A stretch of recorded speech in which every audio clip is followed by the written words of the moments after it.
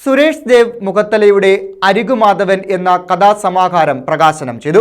Deputy mayor കൊല്ലം മധു, പുരോഗമന കലാസാഹിത്യ സംഘം സംസ്ഥാന കമ്മിറ്റി അംഗം അഡ്വക്കേറ്റ് KP സജിനാഥിന് പുസ്തകം നൽകി പ്രകാശനം നിർവഹിച്ചു.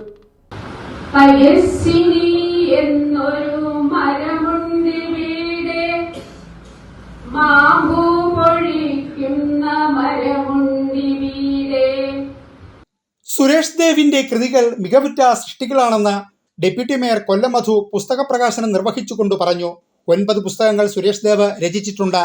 സമൂഹത്തിന്റെ പൊതുബോധത്തെയും ആശാസ്യമല്ലാത്ത പ്രവണതകളെയും വിചാരണ ചെയ്യുകയാണ് അരികുമാധവൻ എന്ന കൃതിയിലൂടെ കഥാകൃത്ത് ചെയ്തിരിക്കുന്നതെന്ന് അഡ്വക്കേറ്റ് KP സജിനാഥ് പറഞ്ഞു. ബാലകവികളായ മണി K ചന്ദാപൂര്, കുടിക്കോട് വിശ്വൻ, കൊല്ലം കോർപ്പറേഷൻ മുൻ കൗൺസിലർ ലക്ഷ്മിക്കുട്ടി ടീച്ചർ എന്നിവർ പങ്കെടുത്തു. സുധാകരൻ അധ്യക്ഷനായിരുന്നു. ചെന്താപ്പൂര് യുവജന സമാജം ഗ്രന്ഥശാല ആൻഡ് വായനശാലയിലാണ് പുസ്തക പ്രകാശനം നടന്നത്. News bureau, Kottiyam.